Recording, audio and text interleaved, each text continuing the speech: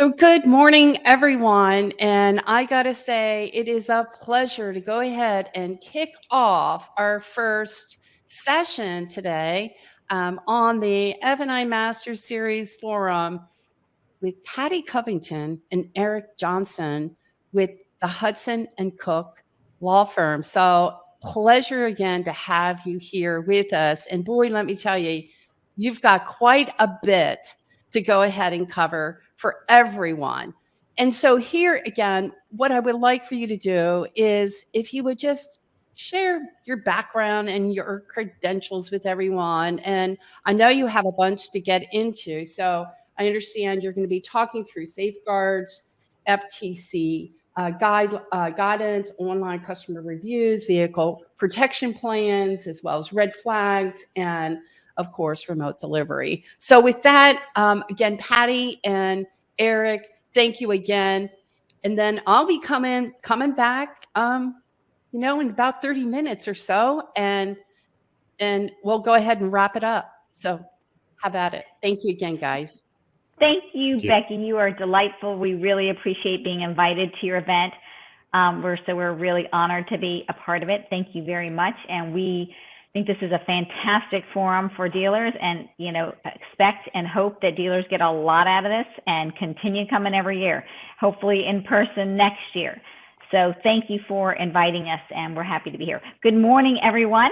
Of course, I have to kick it off, unfortunately, with our standard lawyer disclaimer, which is our remarks during this presentation are for educational purposes only. That means, of course, they are not legal advice, and the webinar does not establish an attorney-client relationship. The views that Eric and I talk about today they're our own views, and they're not of the firm. So please, when you're looking at, you're considering the issues that we talk about today, and you're considering them and deciding how to move forward, do so in conversation and in discussion with your knowledgeable attorney. And I will really highlight knowledgeable attorney, because these are some very technical things, and you want to make sure you have an attorney that is well informed on these issues. So Becky invited us to tell you a little bit about ourselves, so we'll do that. I'm Patty Covington. My partner Eric Johnson is beside me, at least on the camera. And so I am in our Hudson Cook's Richmond office. I've been with Hudson Cook since 2005, and prior to 2005, I was with CarMax. I was with them for 7 or 8 years, and it was a great ride. I was had been practicing 5 years when I joined them, and it was a fantastic experience because it was towards the beginning of CarMax being, and when they started taking off.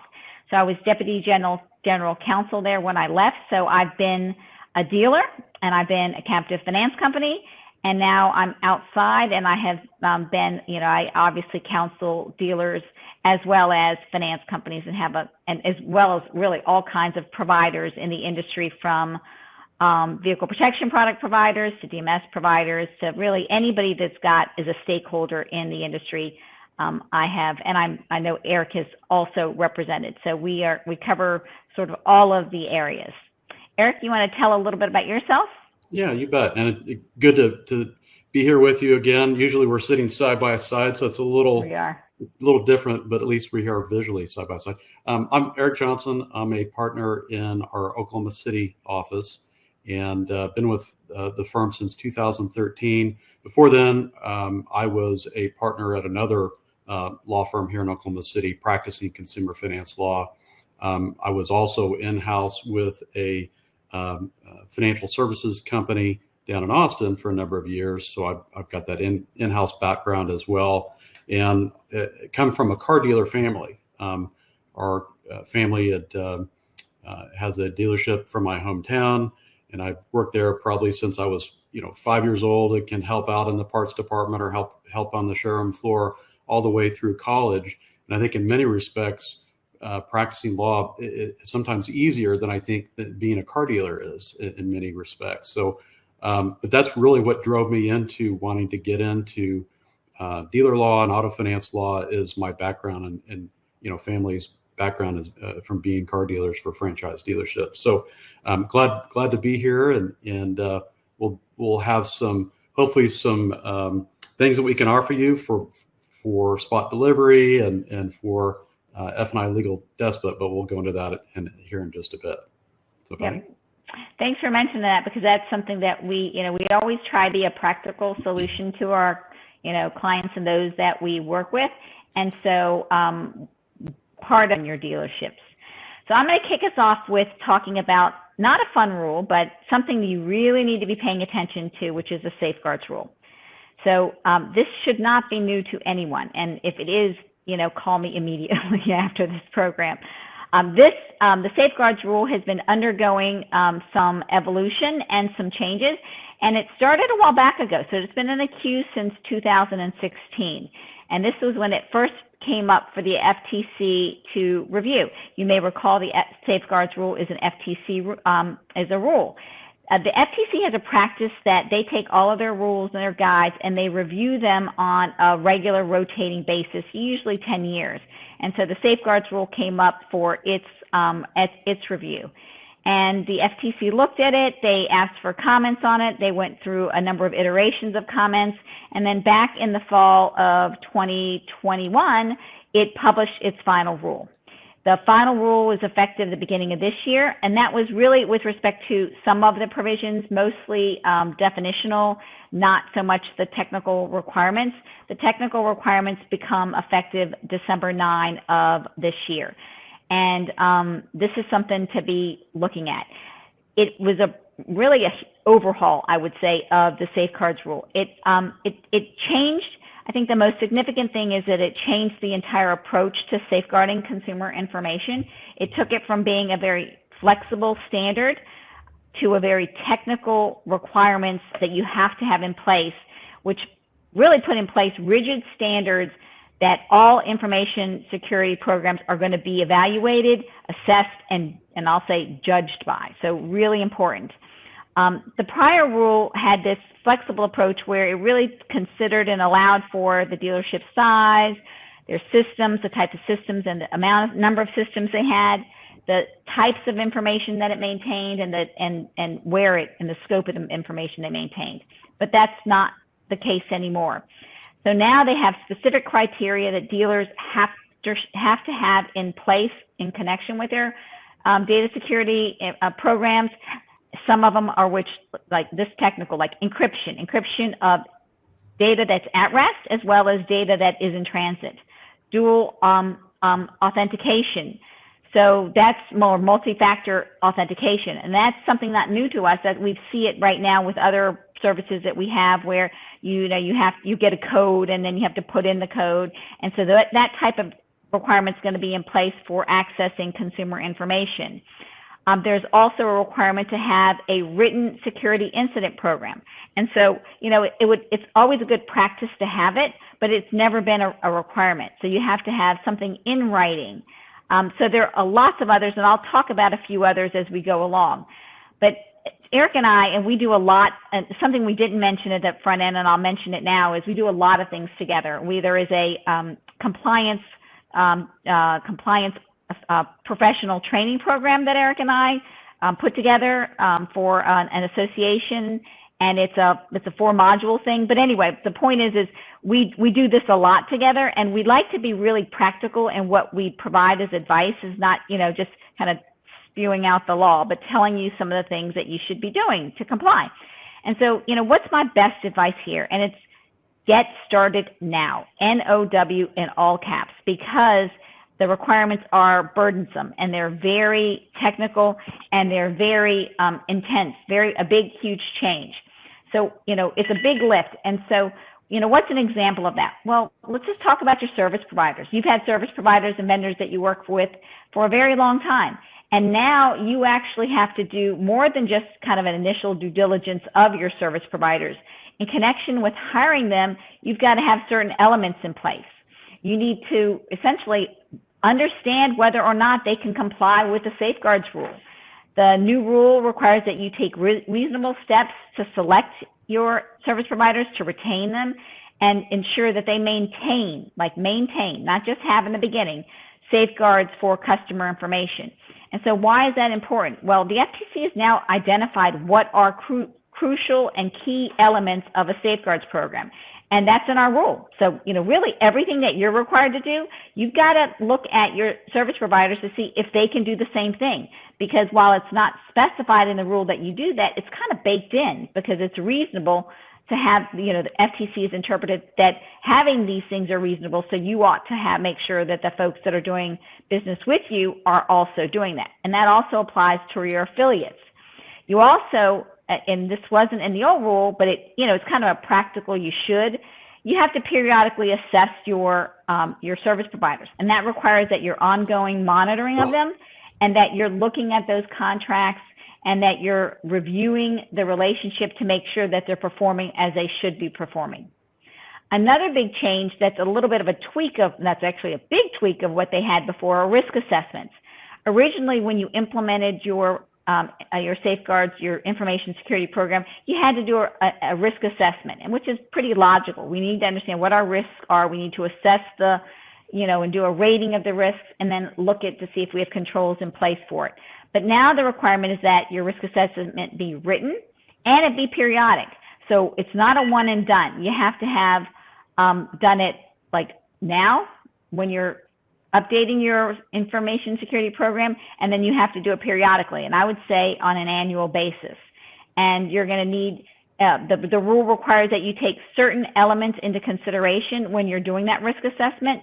And so I'm not going to go into them now because we don't have time. We have a lot of issues we want to talk about, but you need to look at those, look them up. You need to talk to your knowledgeable counsel on that to make sure that you're considering all of those relevant issues, because as I mentioned, you have to have documentation. And so it's going to reflect whether or not you did it the right way or you did it the wrong way.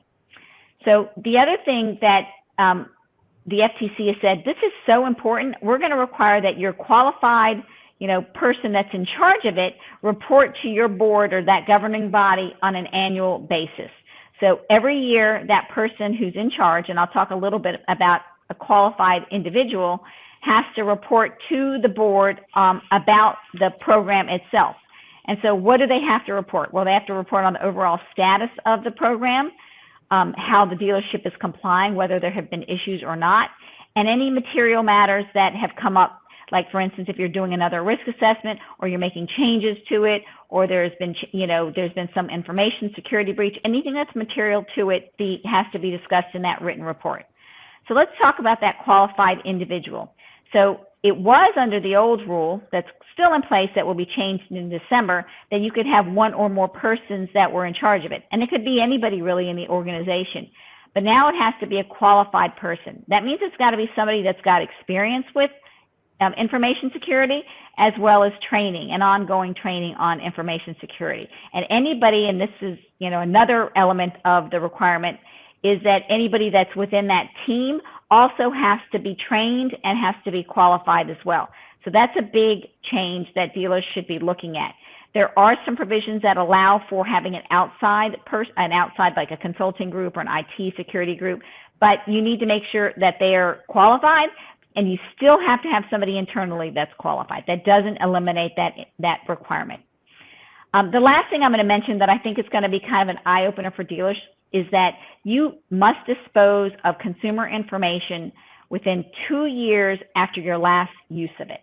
And that's a pretty big change. And it's kind of a data integrity, data minimization issue that they're trying to do. If you don't have the data, it's not going to be subject to a security breach or some unauthorized use.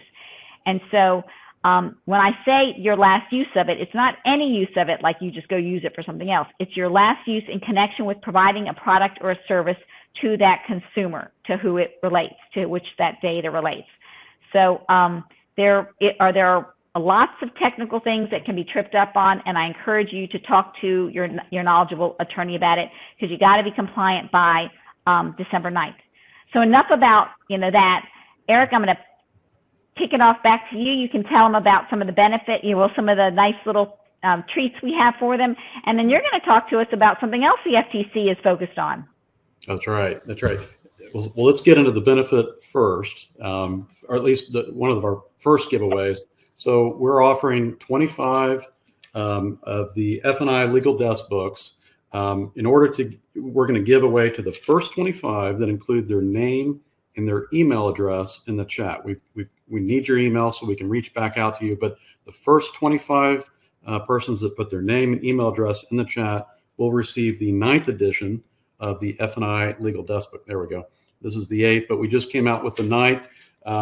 Patty and I are both chapter authors in the book, but it goes through all of the different federal laws in kind of a Q&A type format, real easy to read, hopefully easy to understand.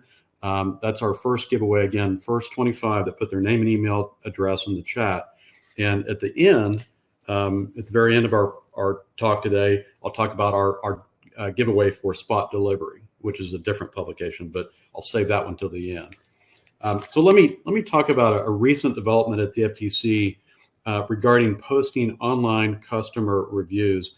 I do think that it's a new settlement that the FTC had issued or released in January of this year.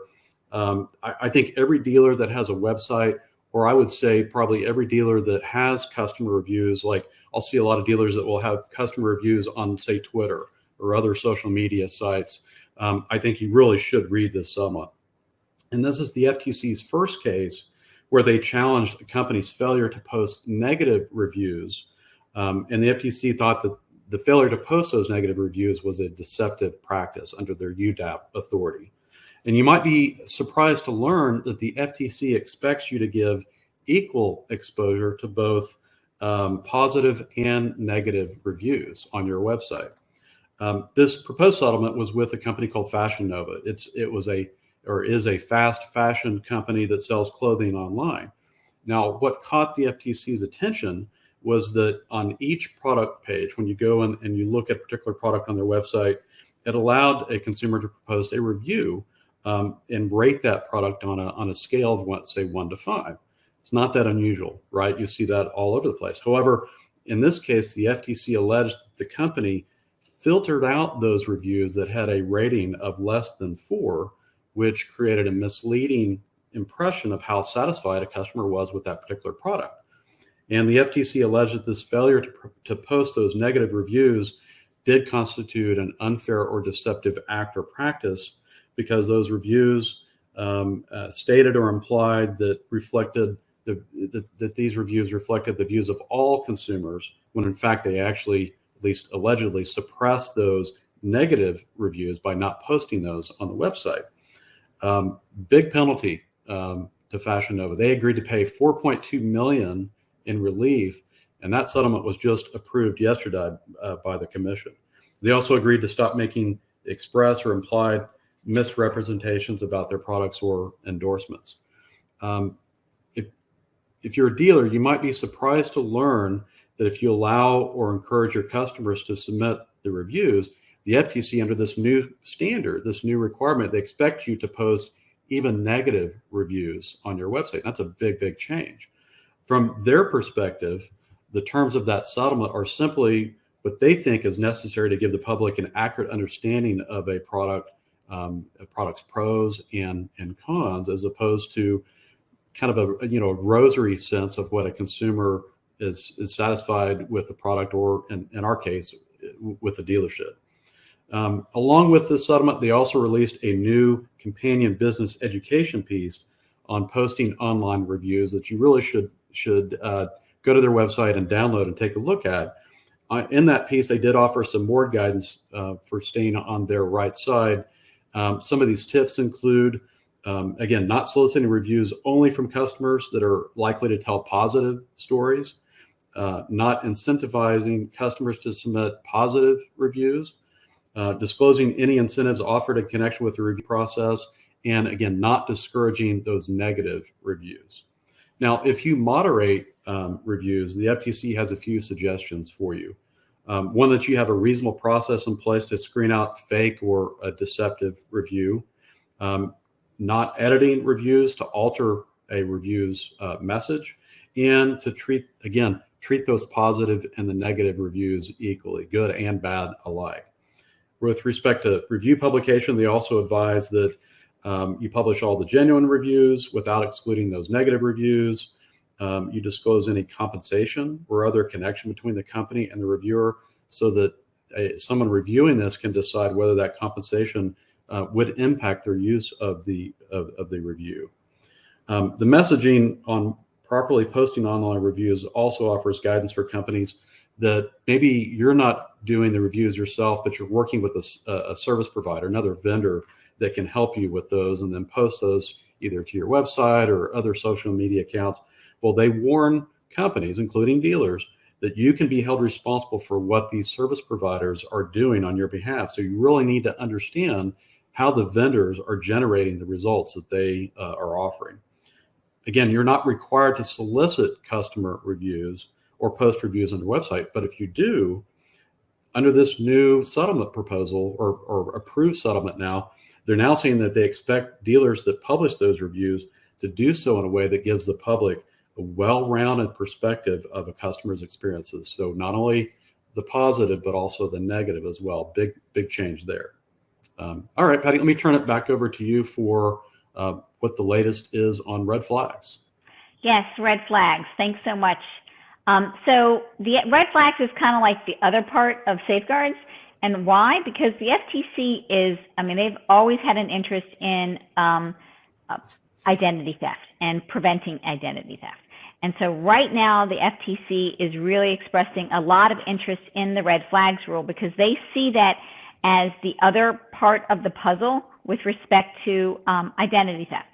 So let me just refresh your recollection on red flags. That requires dealerships to develop and to implement an identity theft prevention program.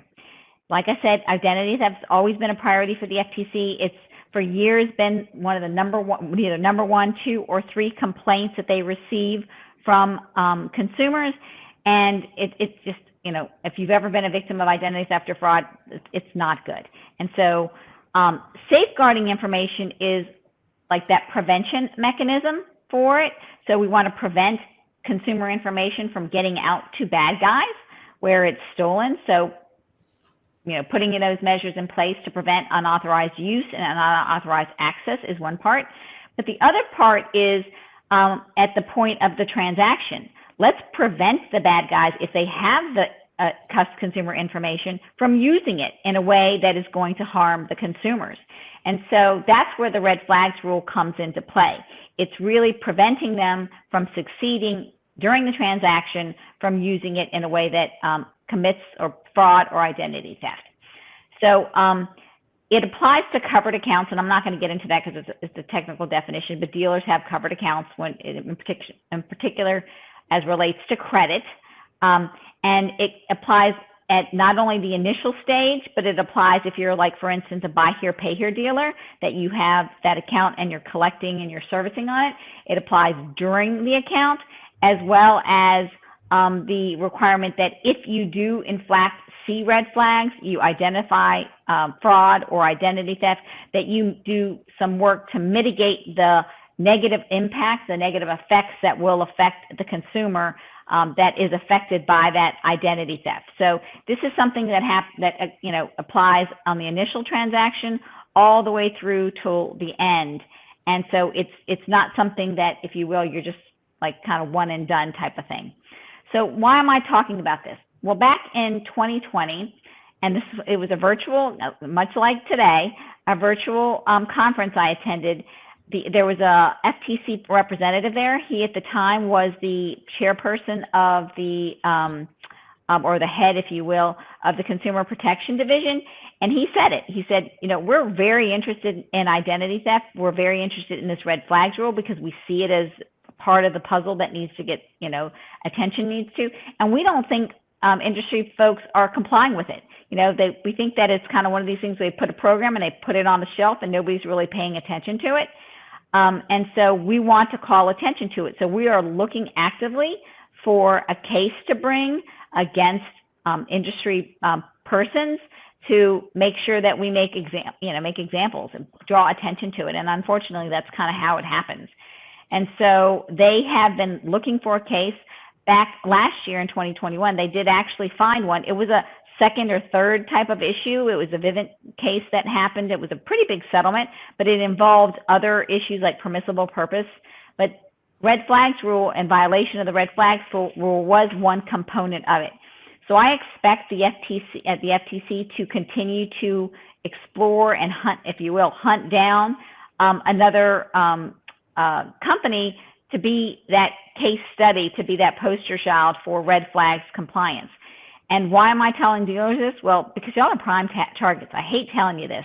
And the reason it is not only that, like attorneys generals and FTC like to focus on dealers, but dealers are subject to the FTC's, not only their enforcement authority, but also to its rulemaking authority. They have this special rulemaking authority that's known as APA, Administrative Procedures Act. They don't have that with respect to other industries. So they have a lot of control and a lot of authority with respect to dealers, and they can do more. So they are definitely more focused on dealers than other industries. So one thing to note, that under the identity theft, or under the red flags rule and your identity theft prevention program, you are required to continually update it. So if you haven't taken a look at it, please look at it now and get it updated now. And why do I say that? Because not only is there this focus, the FTC is further evidence of their attention to this. In December of last year, of 2021, they published a statement on regulatory priorities. And in that statement, they said that they are reviewing the red flags rule, and they may do some rulemaking there. And I tell you this because that's exactly how the safeguards rule began in 2016. The FTC started its review of the red flags rule back in 2018. And I see that this is going to be the same path with safeguards, because they see those as complementary. And I wouldn't be surprised at all if it undergoes an overhaul and enforcement. So I think they're looking, and they're going to, find some parties in this regard. Eric, I think it's back to you, and you're going to tell us a little bit about vehicle protection products. Yeah, thanks, Patty. So, what can I say about VPPs? They've been the subject of and the focus of federal and state regulator authority. And I would say probably most consumer advocates, and probably, if they're being honest, I'd say a lot of the government enforcement attorneys hate these products. I have heard, and they think that they're overpriced, which leads them to suspect that dealers, must be deceiving consumers about these products. Otherwise, no consumer would buy them, right? So the problem is that kind of thinking can really put a big target on a dealership that fails to take care in how they market and how they sell these VPPs. Now, when you think of how a regulator generally attacks a dealership for these products, I would say that it probably falls into one of three claims. The first, they claim that the VPP, or the dealership claimed that the VPP was required. In other words, that the product was not optional. They claim that the dealership misrepresented the cost of the VPP, or they may claim that the dealership misrepresented the value of the VPP. And I'm going to give you some tips on how to handle each of these attacks. So let's talk about the first one. The first is the requirement, or the claim that the VPP was required.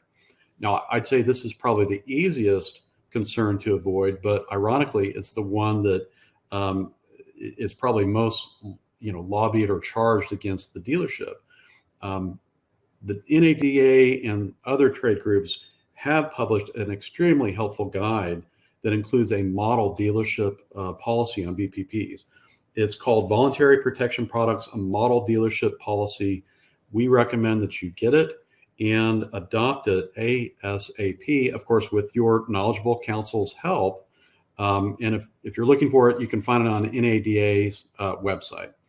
I will say that this model VPP is helpful not only for this first claim about whether the product is required, but it also, I think, is helpful for the other claims as well.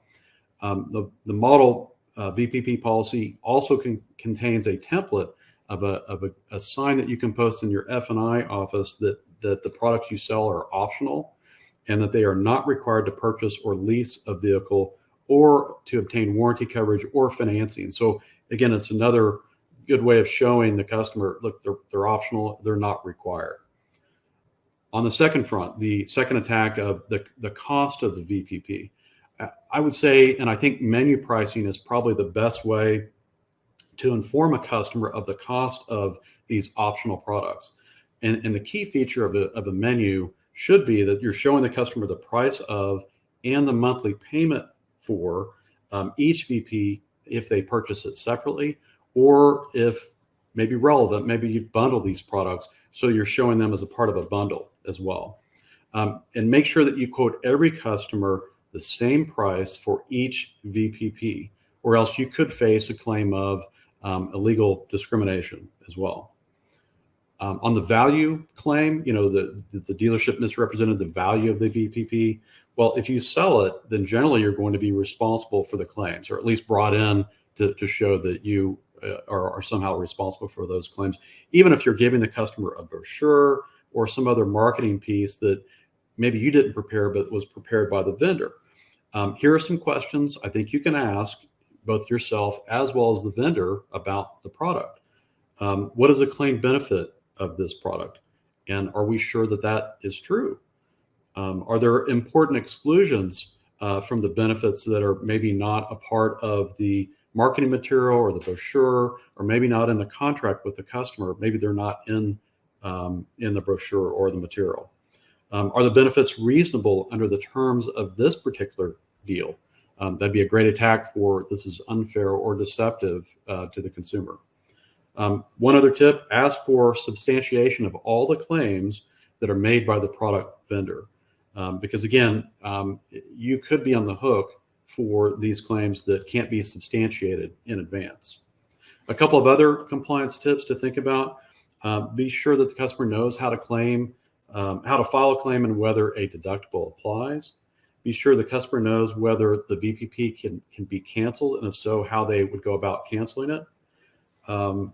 As well as taking a look at whether you need to take the initiative to cancel VPP if you know it's no longer beneficial to the customer. That's something really you need to probably talk to your counsel about to see if that's something that you should take those steps.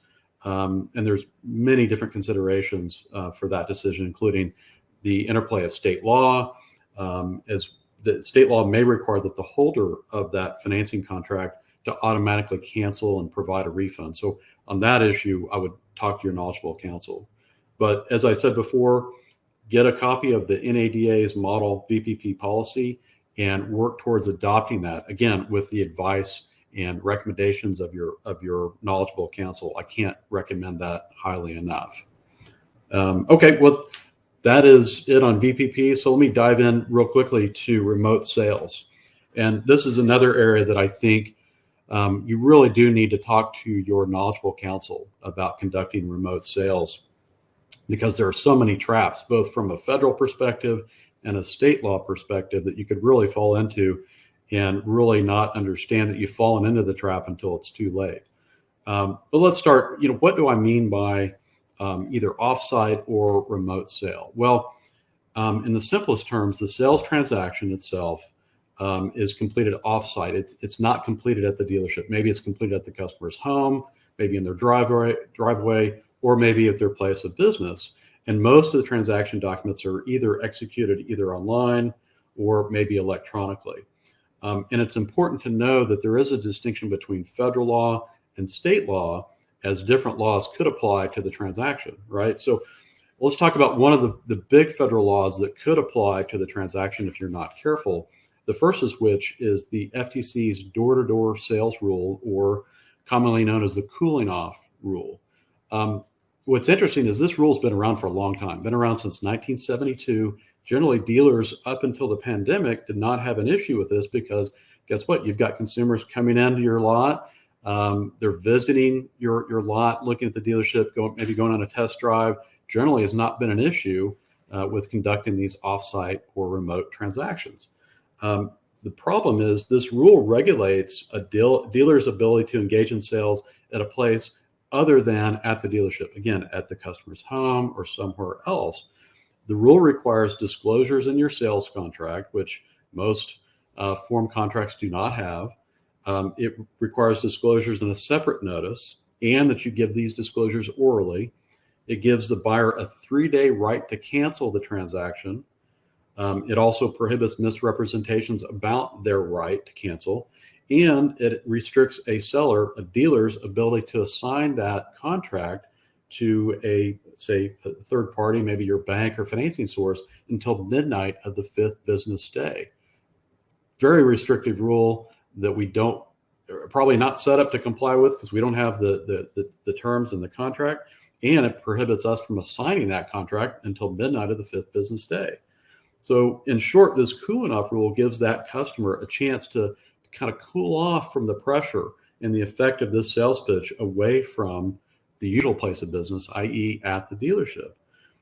When does it apply? Well, it applies if a dealer or maybe a dealer's rep personally solicits a sale of a vehicle for consumer purposes, and the buyer agrees to purchase the vehicle at some other place other than the dealership, then that rule could apply. Now, fortunately, there are some exceptions. The first exception to the rule is where you've got a transaction that is made pursuant to prior negotiations in the course of a visit by the buyer to a retail business establishment. In other words, the consumer came to the dealership first, you negotiated first, then we consummated the deal. Then we had the customer sign and maybe deliver the vehicle at their house or at their place of business. That is a prior negotiation in the course of a visit where the customer came first, right? That's one good exception we can rely on. Another exception where we might have is a bona fide immediate personal emergency, where the consumer says, I've got to have this vehicle today. I need you to bring it out to me. I'm ready to sign today.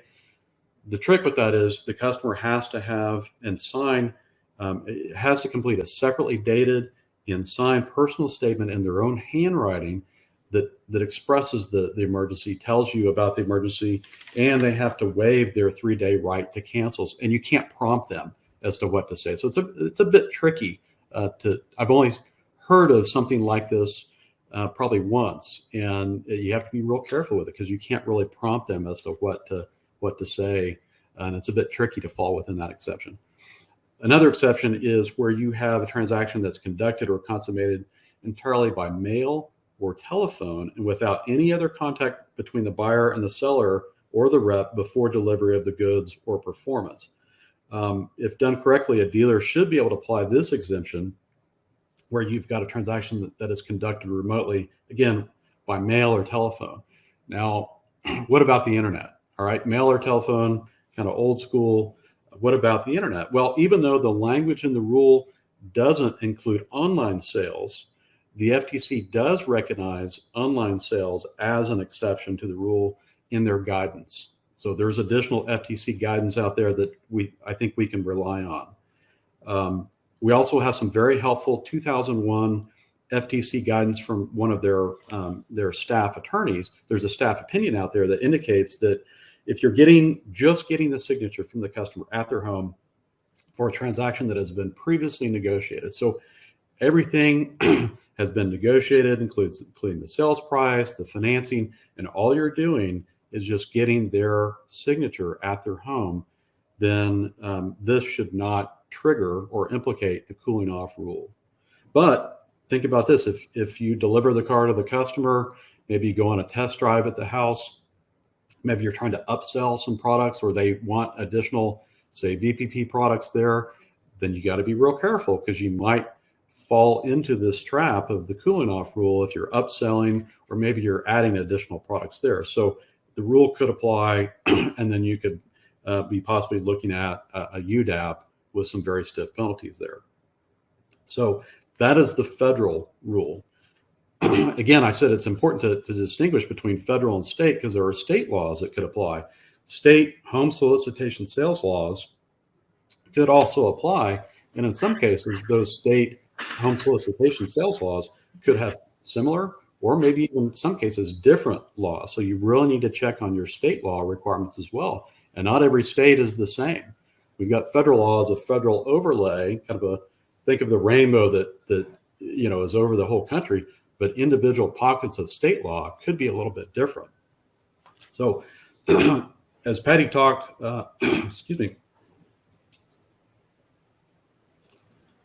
Patty talked about the red flags rule. You have to keep that in mind too. Even though you're conducting these remote sales, you still have to comply with red flags rule. Another tip is, what about your dealer agreement? your dealer agreement with your bank or financing source, does that even allow you to conduct these remote sales? You really need to look at your dealer agreement as well. Some of the dealer agreements say, and it has a warrant by the dealer that the entire transaction took place at the dealership's licensed location, i.e. at the dealership. So you may be running afoul of your dealer agreement and may not even know it unless you read through the dealer agreement. So that's another thing you ought to take a look at. Some helpful tips. Again, if you're conducting these sales, make sure that they're fully negotiated before you deliver the vehicle. Excuse me, cold is kicking in. Once the trade-in allowance and other sales price VPPs are negotiated, again, don't try to renegotiate. Follow your red flags and check your dealer agreement, whether it permits these offsite sales or not. I told you I would give you a code for spot delivery at the very end. Spot delivery is another publication that Patty and I and others in the firm write for. I've written about remote sales at least 3 times in spot delivery. So you can take a look at spot delivery if you're interested. And the nice thing I'll just kind of give another little plug for the spot delivery. The nice thing about spot delivery, it's an electron, you get it online. And so you can actually do a search. So you can do a search on remote sales, remote deliveries, and it'll pull up all the articles that Eric and others have written on this product. So you get a wealth of information about any topic. You can put safeguards and it'll bring all the articles up. So it's not like, somebody writing forward. You can look at everything historically we've written about. That's true. Yeah, great point. If you're interested, we're running a $99 special for 1 year. Generally, it's $349, and use the code DigitalAge99 on counselorlibrary.com. When you sign up for spot delivery, it'll ask for a promo code. Type that DigitalAge99, and you can get a 1 year subscription for $99 versus $349. I think that's absolutely terrific. In fact, I subscribe to spot delivery, had for years, and anytime and every time I have an issue or a question, I go right to that spot delivery. It is some interesting, they're very informative. I love it. I can't even imagine doing our business in F&I without spot delivery, without our F&I desk book. That's what we do. It's called rules of engagement, right? We have to have a better understanding of what we're responsible for. So that's why I was so excited to have Hudson and Cook, Patty Covington, and Eric Johnson here to really just I wish we could even do a deeper dive. It's just amazing, some of these changes and updates, what's going on in our industry. And we just really need to have to sharpen up that pencil, get out those books and see what's going on. We have to protect ourselves, because if in the event of some sort of, like you said, identity theft, prevention of fraud, things like that, that's on us, unless, of course, we have these right processes in place. So you make it a point to make sure you get that email in there on the chat, and sign up for that spot delivery as well as that F&I desk book. And guys, I can't thank you enough for being here on this F&I Master Series Forum, the Digital Age event. Thank you very much, guys. I appreciate your time. Thank you for having us, Becky. Any last words? Well, thank you. Just really pay attention right now. There's a lot happening in the compliance area. Your attorneys generals, your federal regulators, they're looking to enforce. That's just the environment we work in now.